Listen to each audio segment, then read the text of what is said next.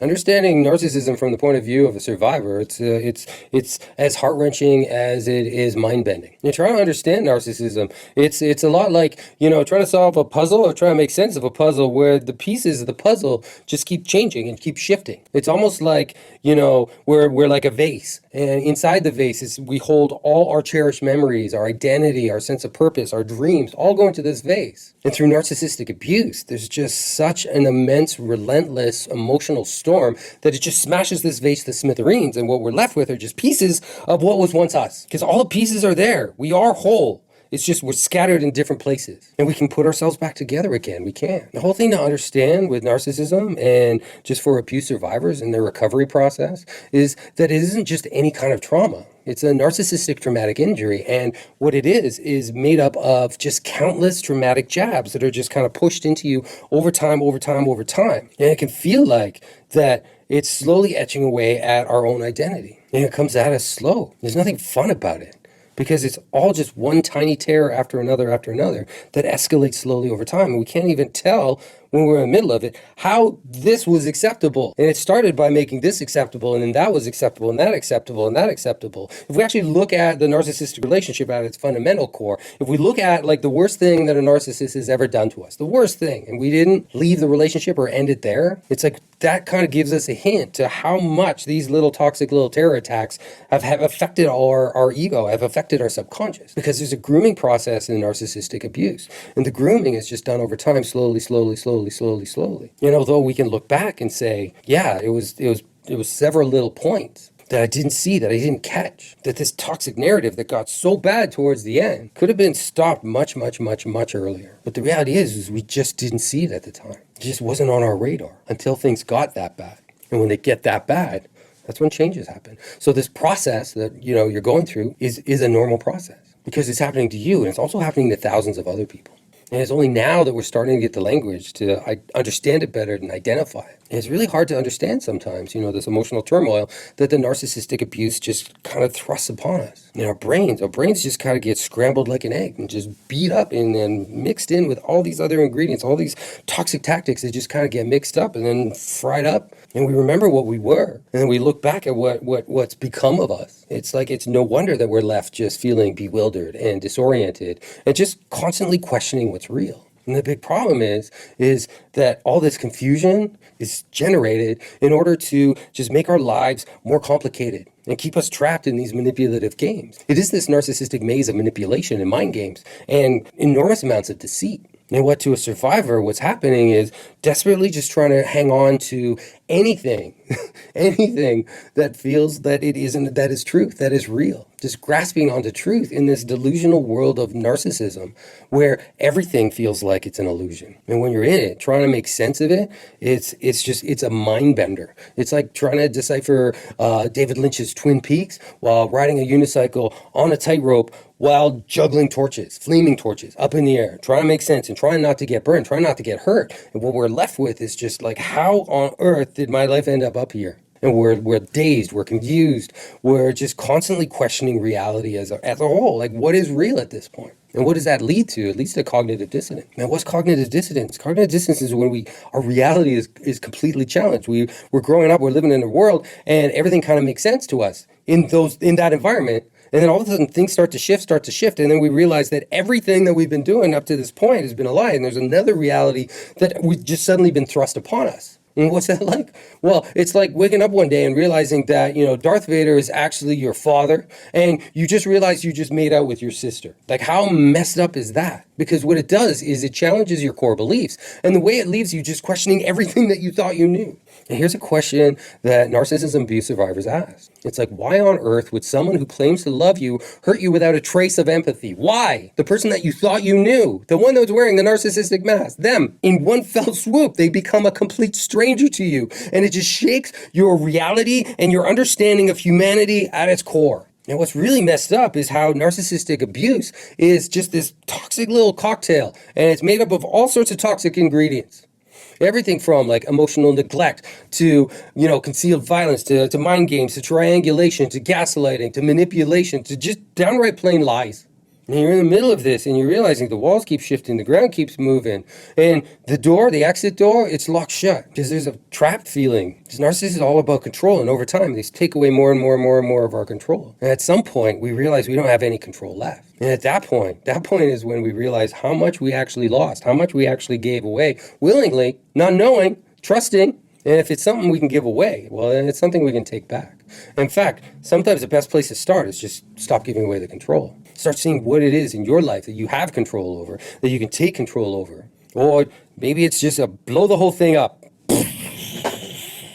and start again. Because sometimes some things just aren't worth fixing. Some things aren't worth saving. Narcissists are really, really, really tricky, really tricky. And there's something weird about the way it's not just about the new wounds that they use, that they utilize to maintain this, this noose of control over our lives and our thinking and our behavior and everything. Everything gets controlled. A lot of it has to do with the fact that they pick at scars, old scars, pre-relationship scars, and then re-injure those. And these old scars and the new scars, the way they kind of interplay at each other and overlap, creates this just massive sense of confusion. And it's really hard to understand what the narrative is of it. It's like if you, even after watching the last episode of Lost, and you go through the whole plot line and you try to figure everything out, it still doesn't quite make sense. And at some point, it's just like, you know what, it doesn't matter. It was something that was entertaining for a little while and then got really weird. And that's when I just said no. And understanding parts of the narrative, the parts of us that were manipulated and that made these behaviors okay over time, those are important things to actually go back and fix so we don't repeat those patterns again with new partners and new people. But the entire narrative isn't something we need to package up and fully understand in order to heal from and move on from. Because each and every one of us, we're going to have a post-narcissism identity. And it's like waking up one day and not even knowing who you are, because the person that you became to survive that environment wasn't you. It was a role that you had to play in order to survive. And these are all survival tactics and survival things that we end up doing just to kind of try to keep ourselves safe in some way. And then looking back, we're not sure who we are anymore. And it's all done because the narcissist's constant gaslighting and manipulation, and they leave us just in this ongoing state of crisis. They're constantly triggering us, pushing our buttons. They know exactly which buttons to push because they've been practicing for quite a while. They know exactly how to get a reaction from you, and that's what they want. That is what narcissistic supply is. You being as panicked on the outside as they're feeling every single day of every moment of every part of their life. And yeah, what they do is they leave you with an identity crisis. But is it your identity crisis? Or are they living an identity crisis that they've just somehow mixed up onto you? And then it's driving you crazy so they can say, oh, look at that. That person I just made crazy. That's not me, right? Even though I projected all my stuff onto them and just unloaded all my baggage onto them, made them insane as I feel on the inside, I can just say, wow, yeah, that's awful, isn't it? That's what narcissists do, and it's a mind bender, but it's part of their psychopathy. It's part of their delusional way of thinking. And at the end of it, it's what we end up feeling is we doubt our own fundamental truths. But the reality is fundamental truths are one of those things that we can't be destroyed. They're always going to be there. And we're always going to be able to rebuild, no matter how bad it was. And it's going to be hard. It's going to be hard. At the end of those relationships, when just everything is just completely messed up, when we're trying to explain these narcissistic injuries to others, it's honestly like, trying to speak a foreign language to just people that just don't understand. We don't have one of those Star Trek, universal communicators. Can you imagine trying to speak English while there's a room full of aliens that just don't even, they just look at you all weird.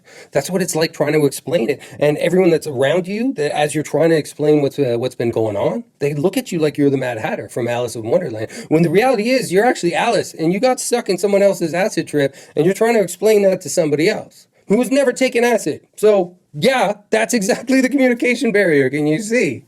The truth is, and trust me on this, is like you're not the mad one. You're just trying to make sense of madness that was just thrust upon you. And it was done in such a methodical and malicious manner that we lost the ability to grasp where it actually went wrong. But it doesn't matter at what point we find reality. As long as we find it, the best time to find reality is yesterday. The second best time is today, because today we can change tomorrow. And that's the end of the story. All the regret, all the resentment, all the shame, the rumination, I should have, is that actually helping us? Because it's just like, yes, that happened. Absolutely. That did happen. That mess over there, it did happen. I accept that. But I'm here now. And from here, I want to go here and then figure out what it is to separate the past, present, and future. and then design our own reality. And I get it. It's like trying to explain to friends and family that, hearing that you're in this narcissistic, horror film, that, they're going to mean well. And they're going to say things, oh, they just had a bad day. Or, you know what, all relationships have their normal ups and downs. And you're just kind of on one of those weird spots right now, and it'll pass. Or, they might even enlighten you. They might even say, oh, they love you. If they didn't love you, they wouldn't be so passionate about you. But all these things they're just really bad pieces of advice. So, thank you for offering that advice, friends and family. Thank you. But no, that kind of narcissistic darkness, there is no putting a layer of icing on top of it. You can't put more lipstick on that pig. It's disgusting. And though some of that advice that we may get, maybe, trying to help, trying to be meaningful, but it's actually horrible advice. And there's so many misconceptions out there. A lot of people will just look at the mess that you're in and the chaos that you're in and say something like, it takes two to tango. Okay? Right. It takes two to tango. But when it comes to narcissistic abuse, it's more like dancing on a puppet master's strings, and someone is pulling all the strings. So this isn't tangoing at all. We're not tangoing at all. We're just being manipulated. And it's not a dance that we're choosing, but we're just getting bounced around from one delusion to another, And I get the part of the two takes two to tango where you need an enabler and an abuser. I get that. But when the enabler is just completely, the only way to survive is to enable, it's just like, well, that's how they survived. And the narcissist mask, the ones that they put out to the other people, they actually feel like they're superheroes, like they're these majestic, noble creatures that are just suffering because, you won't enable them anymore. They expertly craft and switch their personalities from that abuser that's treating you so badly to just this, oh, I'm so baffled by what's happening here. That switch that narcissists do to play up to an audience it's deplorable. And it actually, the people that believe the narcissist, the flying monkeys, it makes the whole situation for the victim even worse. And it takes even longer because there isn't a coping strategy. There isn't a support network. It all gets taken away. And what keeps people trapped in these narcissistic relationships is just fear. And fear is just a powerful motivator. And here's the thing. It's like you got the fear of staying, you got the fear of leaving. And leaving a narcissistic relationship, it's its own labyrinth all unto itself. It's kind of like, navigating through the hallways of Dumbledore, and you have a compass that's just like literally lines drawn on a piece of paper. It's not even a functioning compass. And you just end up just going from one hallway to another, one staircase to another. And it's just the complexities of leaving or staying in a narcissistic relationship. It's just this maze of just emotions, of financial constraints, of psychological manipulation, and it's its own animal unto itself. There is no easy way to leave a narcissist. There's no clean exit. And where does society fit in all of this? Because there's a lack of support and a lack of understanding. Trying to create an understandable narrative to explain to the average person what narcissistic manipulation does to our world is, it's like building a sandcastle without sand or water or beach. It's just such a hard thing to do because society just doesn't even recognize how devastating the effects of narcissistic abuse are. And what ends up happening is we end up leading to this victim blaming society. And that ends up leading to more, isolation for the victims themselves. And that lack of support when a victim first steps forward, first tries to explain what they're experiencing. That lack of support, it's very subtle at first. And people may want to try to understand. And it's like, you can understand that it's just like, okay, so they hurt you. They treated you really badly. What did they do? Oh, they use words you don't like. Oh, yeah.